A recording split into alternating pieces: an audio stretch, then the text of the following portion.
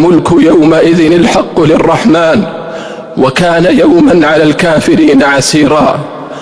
يطوي الله السماوات كطي السجل ويجعلها بيمينه والأراضين في قبضته الأخرى.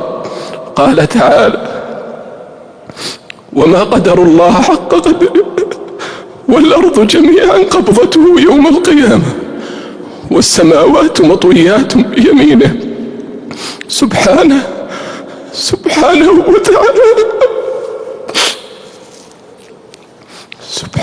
وتعالى عما يشركون.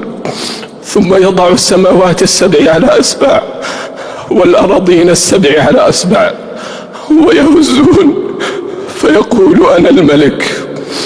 لمن الملك اليوم؟ لله الواحد القهار. اليوم تجزى كل نفس بما كسبت لا ظلم اليوم إن الله سريع الحساب.